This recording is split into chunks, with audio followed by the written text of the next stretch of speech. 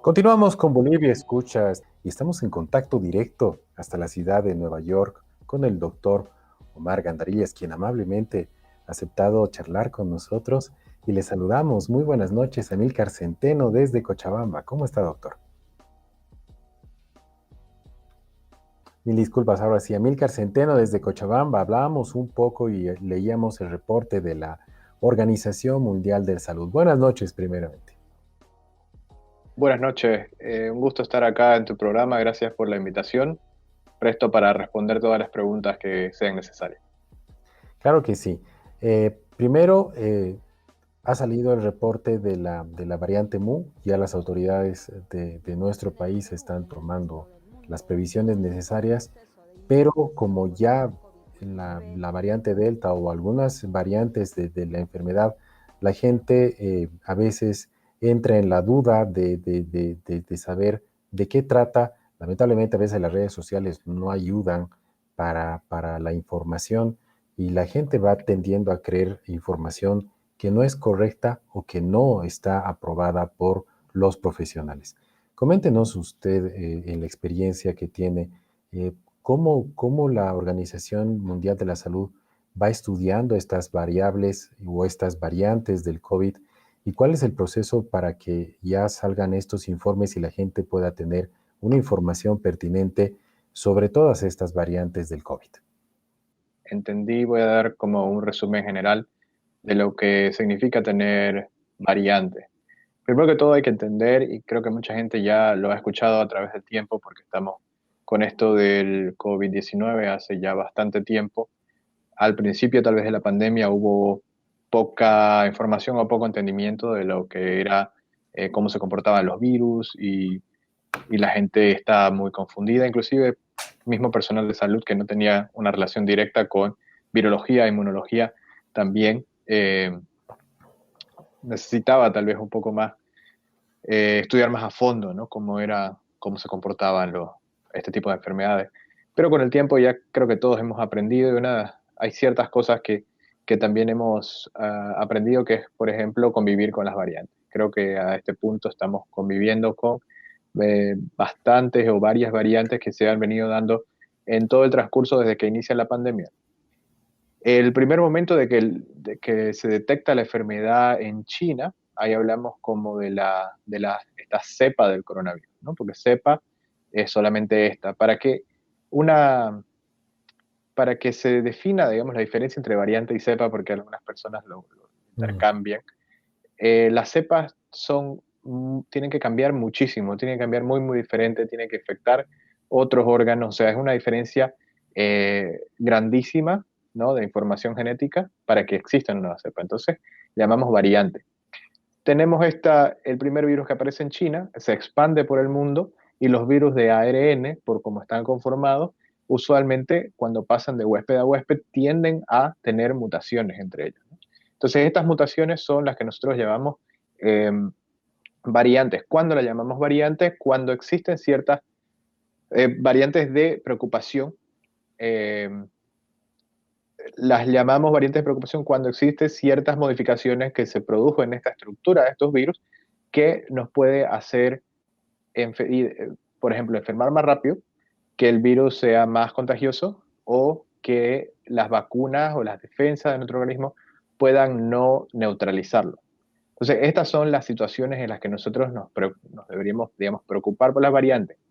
Ahora, habiendo dicho eso, este es el curso natural de la enfermedad. Nosotros vamos a seguir teniendo variantes por mucho tiempo hasta que no consigamos una inmunidad colectiva, hasta que no consigamos, por ejemplo, lo que llamamos como inmunidad de rebaño. ¿Por qué? Porque si bien nosotros tenemos países que tienen 60, 70, 80% de población vacunada, existen estos lugares donde hay, digamos, 40, 50, 60% de población no vacunada, donde el virus todavía se puede expandir. E inclusive en personas vacunadas también pueden infectarse con el virus, pero no van a enfermar de manera grave. Y en muchos de los casos, inclusive la carga viral puede estar limitada. Entonces, ¿por qué se enferma la gente ya en este momento que existen las vacunas y existe la disponibilidad de vacunas? Es básicamente porque no porque no se han vacunado, porque o no se quieren vacunar o no tienen el acceso según corresponda en su región o país. Y si la gente se sigue enfermando, se van a generar más variantes. ¿Cuál era la última variante que estábamos hablando? La variante Delta. La variante Delta es una variante de preocupación por estas mismas razones que ya indiqué, de las cuales produce mayor infectividad, las personas enferman más rápido, afecta a una gran cantidad de población de manera mucho más rápida, lo cual, por estadística, por matemática simple, nos dice que si muchas personas se enferman de manera simultánea, un porcentaje de estas personas van a necesitar terapia intensiva y un porcentaje de estas personas también van a fallecer. Entonces, como te digo, a veces Claro, la gente o a veces nosotros decimos una variante nueva, ¿no? Y nos asustamos y decimos, bueno, ¿y ahora qué va a pasar? Te digo que este es el curso natural hasta que no lleguemos a tener una inmunidad colectiva. Gracias a la vacunación van a seguir apareciendo variantes. Ahora, dos cosas importantes. Modifica el tratamiento, no modifica el tratamiento. El tratamiento de las enfermedades virales agudas es de soporte. Modifica las medidas de prevención, no modifica las medidas de prevención, sabemos ya que funciona, sabemos el barbijo y la distancia social, son dos cosas fundamentales para prevenir la infección. Modifica el que las vacunas sean o no efectivas, no modifica, porque aunque los estudios in vitro muestren de que hay ciertas variables como delta o como en este caso mu, que pueden no ser neutralizadas tan eficazmente por las defensas como las variantes previas. Esto no quiere decir de que estos resultados nos indiquen de que la neutralización es cero. El porcentaje de neutralización puede bajar, pero nuestros cuerpos todavía, nuestras defensas todavía pueden pelear contra estas variantes. ¿Por qué? Porque la estructura del virus en su mayor parte sigue siendo la misma. Hay ciertos aminoácidos que varían y que varían generalmente para hacerla más infecciosa, pero mucha información genética en ese virus, los aminoácidos de que componen estas proteínas virales siguen ahí, entonces nuestras defensas todavía son capaces de luchar contra ellas si es que estamos vacunados. claro que sí. Y algunos países ya están aprobando precisamente contra estas variantes un refuerzo en la vacuna. Ya tiene un sustento.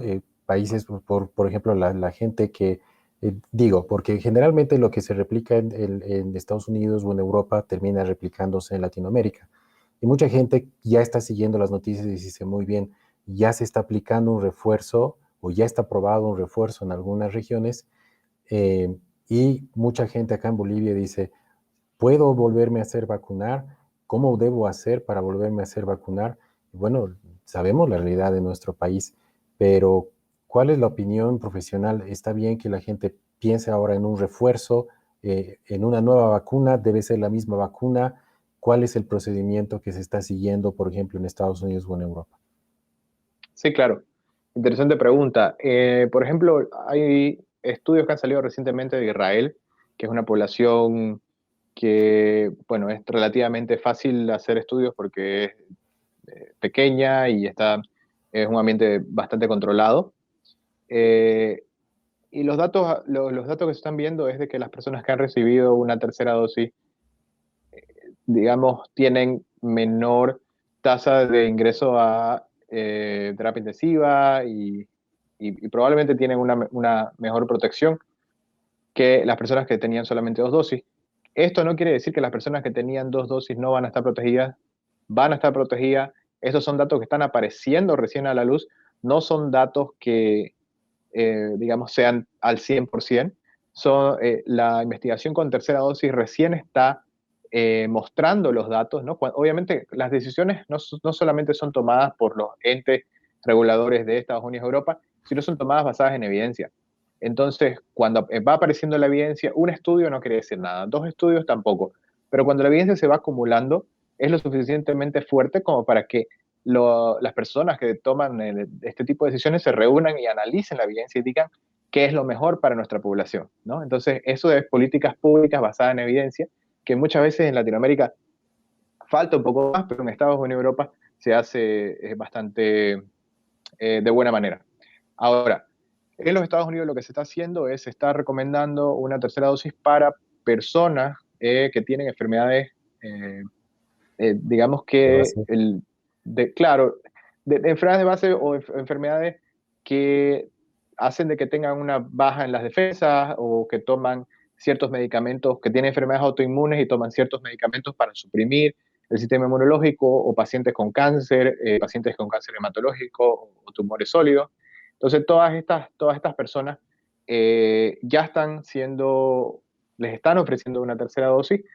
¿Por qué? Porque en estos casos, estas personas, la capacidad de generación de defensa era inferior a una persona totalmente saludable, ¿no? Entonces, estas personas pueden estar más en riesgo. Ahora, ¿qué es lo que va a venir ya pronto?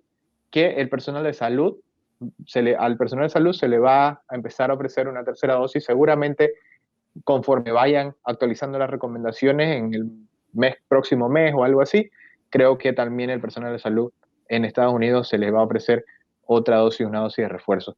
Ahora, esto no tendría que ser para siempre, ¿no? Vuelvo a repetir lo mismo. Lo tenemos esto en nuestras manos porque tenemos la solución, que es la vacuna. Entonces, si nosotros paramos de tener infecciones, no vamos a necesitar refuerzo. Ahora, ¿cuánto dura la inmunidad? Que esa es otra pregunta que también hacen. Ujú. Hasta ahora podemos tener datos de lo que ha sido, básicamente va a ser un año de que empiezan a vacunarse las primeras personas. Tenemos un poco más de un año de datos de las personas que se han vacunado dentro de los ensayos de las vacunas también.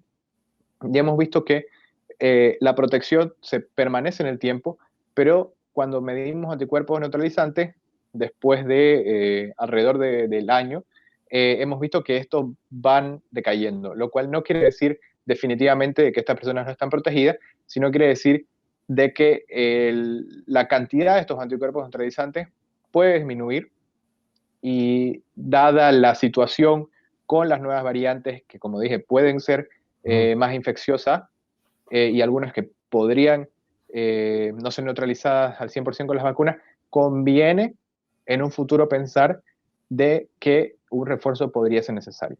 Ahora, habiendo dicho eso, esto necesita ser más estudiado. Como te digo, los datos de estos papers tienen que seguir saliendo a la luz hasta fin de año más o menos, y de ahí en más, seguramente cada agencia de salud de cada país, de acuerdo a sus posibilidades, va a analizar estas recomendaciones.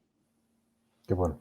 Bueno, vamos a estar también en la espera porque evidentemente aquí mucha gente ni siquiera tiene la primera dosis y hay mucha gente que está pensando en la tercera. Creo que Sí, mientras esas personas no tengan la primera, creo que va a ser en vano que tengamos la tercera, bueno, perdón, la primera. Si las personas no tienen la primera, entonces creo que estamos totalmente, yendo por otro totalmente. camino, ¿no? Es mucha mejor la protección, es mucho más eficiente vacunar a los que no tienen ni una sola vacuna que empezar con una tercera dosis. Ahora, si tenemos una población en riesgo, es probablemente un caso que tengamos que analizar por separado. Personal de salud, probablemente un caso que tengamos que analizar por separado. Pero en general de las personas, nuestra prioridad debe ser de que ellos reciban las dos dosis de la vacuna antes de ofrecer terceras dosis a todo el mundo, a menos que tengamos una población altamente vacunada en la que nos podamos, entre comillas, dar el lujo ya de ofrecer un refuerzo. Gracias por su tiempo, doctor. Ha sido muy clarificador. Como le digo, nosotros desde los medios de comunicación social estamos también en la batalla de informar bien a la gente porque lamentablemente la gente cree todo lo que escucha porque lo dijo el vecino, porque hay una cadena de WhatsApp y bueno, palabra autorizada de los profesionales a nosotros realmente nos viene bien conocer lo que está pasando y conocer también para que la gente pueda irse a vacunar y también siga con los cuidados necesarios. Muchas gracias, doctor, por su tiempo. Claro que sí, muchas gracias a ustedes, y como siempre digo, que mayor conocimiento disminuye también el miedo. Así que entre todos vamos a poder salir adelante y seguir apoyándonos entre todos, yendo a vacunarnos y impedir, ¿no?, que esta enfermedad se siga expandiendo, que no haya gente ya en las terapias, que no haya gente muriendo. Y eso es todo lo que queremos para Bolivia y para el mundo. Muchas gracias, doctor. Mucho éxito y bueno, pues esperemos que esta enfermedad pueda disminuir y ya cerremos este episodio. Gracias, buenas noches.